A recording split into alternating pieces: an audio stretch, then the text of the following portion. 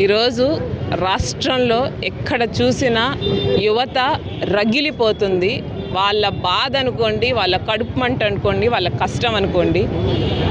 ఎన్నికల్లో ఎన్నో హామీలు చేశారు. జిఎస్ఎల్ మెడికల్ ఇన్స్టిట్యూషన్స్ మరియు కిమ్యూ ఇంటర్నేషనల్ యూనివర్సిటీ భాగస్వామ్యంతో ఇండియన్ అలైన్డ్ ఎంబీబీఎస్ కోర్స్ అడ్మిషన్లు అందిస్తోంది నియో. యువతకి చివరికి మొండి చేయి చూపించింది కూటమి ప్రభుత్వం. ఈరోజు ఎలక్షన్లు అయిన 2 ఏళ్ల తర్వాత డిఎస్సి తీసుకొచ్చారు. సరే పోనీ ఇప్పటికైనా యువత కళలు నిజమవుతాయి అని అనుకున్న ప్రతి ఒక్కరికి మళ్ళీ నిరాశే మిగిలింది. ఈరోజు పరిస్థితి ఏంటి అని అంటే, డిఎస్సి అనేది మీరు యువతకి తేలా, మీరు మీకోసం తెచ్చుకున్నటువంటి కొత్త స్కామ్, అంటే స్కీముల పేరుతో స్కాములు చేయడం అనేటువంటిది మనకి కూటమి ప్రభుత్వంలో అలవాటైపోయింది. కాబట్టి కొత్త స్కీమ్ తెచ్చారు, దాంతో కొత్త స్కామ్ చేసుకున్నారు. 400 పైన ఉద్యోగాలు స్పోర్ట్స్ కోటాలో మీరు అమ్ముకున్నారు అనేది నిజమా కాదా? ఆ స్పోర్ట్స్ కోటా గురించి స్పష్టీకరణ ఇవ్వమంటే దాన్ని దాటేస్తున్నారా లేదా? ఏంటయ్యా ఉద్యోగాలకి మీకుండేటువంటి, అంటే ఒక ఎగ్జామ్ పాస్ అవ్వాలి, ఆ ఎగ్జామ్ తర్వాత మీరు స్పోర్ట్స్లో ముందంచెలో ఉన్నారు, లేకపోతే భారతదేశానికి మీరు స్పోర్ట్స్ వల్ల మీరు లాభం పరిచారు అని అనుకుంటే వాళ్ళకు ఉద్యోగాలు ఇస్తే అదొక రకం. కానీ ఇప్పుడు ఏంటి, ప్యాకాట ఆడితేనో టగ్ ఆఫ్ వార్, నేను ఇప్పుడు కూర్చొని మేమిద్దరం కానీ లాక్కొని ఒక తాడు పట్టుకొని మేము కూడా ఆడేస్తాం స్పోర్ట్స్ అంటే సరిపోద్దా?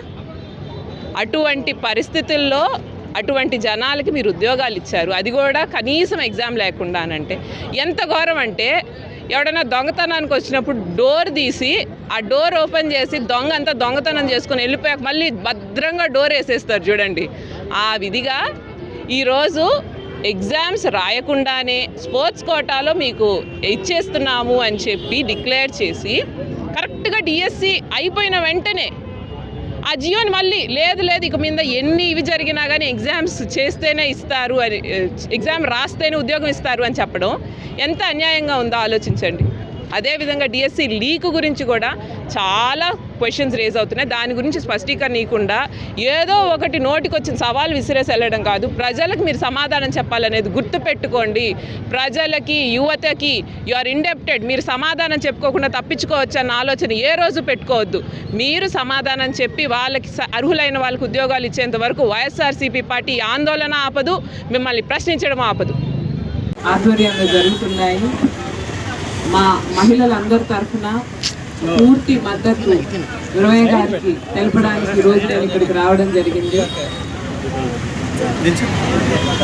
మనం గమనించాల్సింది ఏంటంటే, ఈరోజు డిఎస్సికి సంబంధించి ఎప్పుడైతే ఉద్యమాలు జరగడం మొదలుపెట్టాయో, ఎప్పుడైతే జనాలు బయటికి వచ్చి అరే మాకు అన్యాయం జరిగింది అనేటువంటి విషయాలు చెప్పడం మొదలుపెట్టారు, జగనన్న దగ్గరికి వెళ్ళడం మొదలుపెట్టారు, మాకు అన్యాయం జరిగిందన్న, మాకు ఉద్యోగం రావాల్సింది, ఆ ఉద్యోగం వేరే వాళ్ళకి వెళ్ళిందని చెప్పడం మొదలుపెట్టారు.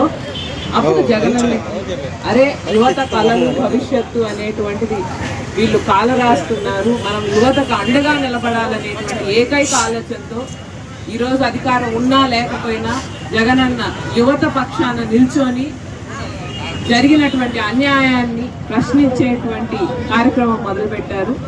అయితే తప్పు చేసిన వాళ్ళకి ఈ కార్యక్రమం కొంచెం కష్టం కలిగింది, అంటే టీడీపీ నాయకులకి వాళ్ళకి. అందుకే మొదటి రోజు నుంచి దాడులు జరుగుతున్నాయి, నిరాహార దీక్ష మొదలైనప్పటి నుంచి దాడులు జరుగుతున్నాయి అనేది మనం ప్రతి ఒక్క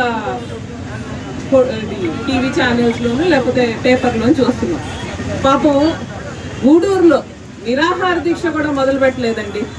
అసలు టౌన్ హాల్ దీనికి వెళ్ళే దారిలోనే పోలీసులు అడ్డుకొని నానా రభసా చేశారని అంటే ఎంత భయపడిపోయి ఉన్నారో టీడీపీ నాయకులు అనేది అర్థం చేసుకోవాలి. మనం ఈరోజు మీరుండేటువంటి పరిస్థితి ఏంటంటే, ప్రజలు మిమ్మల్ని నమ్మట్లేదు. డిఎస్సిలో జరిగిన అవకతవకలు ఏంటనేది స్పష్టంగా అందరికీ తెలిసిపోతుంది.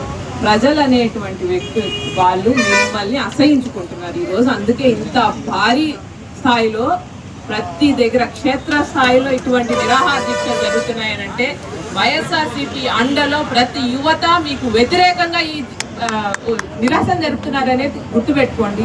ఈ ఆందోళన ఇక్కడితో ఆగదు. యువతని ఎవ్వరూ ఆపలేరు. ప్రధానమంత్రికి సంబంధించినటువంటి క్యాబినెట్ లోనేటువంటి మంత్రినే రిజైన్ చేయించగలిగేటువంటి శక్తి మన యువతకు ఉందనేది ఖచ్చితంగా ఈరోజు చంద్రబాబు నాయుడు గారు కానీ లోకేష్ గారిని గమనించాలి. ఎందుకంటే ధర్మేంద్ర ప్రధానే యువత ముందు ఓకే సరెండర్ అనగానే లోకేష్ పెద్ద మనిషి ఏం కాదు. కాబట్టి ఈరోజు ఎస్సీలో మీరు చేసినటువంటి అవకతవకలు అయితే ఏమి, నిరుద్యోగులకు మీరు చేసినటువంటి అన్యాయం అయితే ఏమి, ఫీజు రియంబర్స్మెంట్ ఇవ్వకుండా పాపం పిల్లల్ని మీరు పెడుతున్నటువంటి కష్టాలేంటి, వీటికి అన్నిటికీ కూడా మీరు సమాధానం చెప్పాలి ఖచ్చితంగా. ఈ డిఎస్సి జరిగిన వెంటనే అసలు వెంటనే లోకేష్ రాజీనామా చేయాల్సింది. ఎందుకంటే పిల్లల భవిష్యత్తు ఇది తమాషా విషయం కాదు. ఖచ్చితంగా పిల్లల భవిష్యత్తుని ఇంత నిర్లక్ష్యంగా మీకు ఏదో స్వలాభం కలగడానికి మీ వాళ్ళని పైకి తెచ్చుకోవడానికి వాడుకున్నారు అని అంటే పిల్లల కళలు ఆ మనిషి ఆ పొజిషన్లో ఉండేందుకు అర్హత లేని మనిషి. సో వెంటనే విద్యాశాఖ మంత్రి లోకేష్ రాజీనామా చేసి అటే సిబిఐ ఇన్వెస్టిగేషన్ జరిగి మిగిలిన ఎవరెవరైతే ఈ తప్పులు చేశారో వాళ్ళందరికీ కూడా శిక్ష పడాలి అని మేము కోరుకుంటున్నాము. ఇది మా డిమాండ్. దానికి ఈరోజు ఈ నిరసన అనేదే కాదు, దీనికి మించి కూడా ఆందోళన చేపడతామనేది గుర్తుపెట్టుకోండి. రేపు 10వ తేదీ ర్యాలీ చేస్తాము, మా నిరసనని పూర్తి స్థాయిలో తెలుపుతాము. వీటిలన్నిటికీ మించి కూడా ఈరోజు కూటమి ప్రభుత్వం గుర్తుపెట్టుకోవాల్సింది, మీకు టైం దగ్గర పడింది. మీకు ఈరోజు మీరు చేస్తున్న తప్పులు చిత్రగుప్త చిత్రాల్లోకి ఎక్కుతున్నాయి. కాబట్టి ఇప్పటికైనా కూటమి పెద్దలు, కూటమి నాయకులు కళ్ళు తెరిచి ఇటువంటి తప్పులు చేయడం మానేయండి.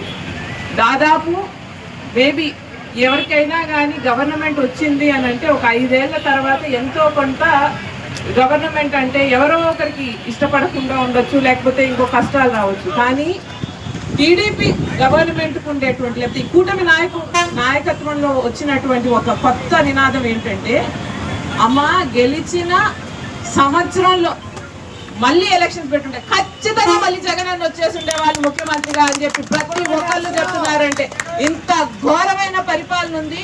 కాబట్టి కళ్ళు తెరవండి, జాగ్రత్త పడండి.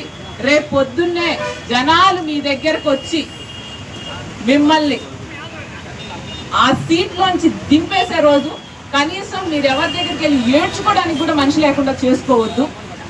ఈరోజు గూడూరులో ఇంత చక్కగా 3 రోజులు ఈ ప్రోగ్రాం జరిపించినటువంటి కార్యకర్తలు, నాయకులు అందరికీ కూడా హృదయపూర్వకమైన ధన్యవాదాలు తెలియజేసుకుంటున్నాను.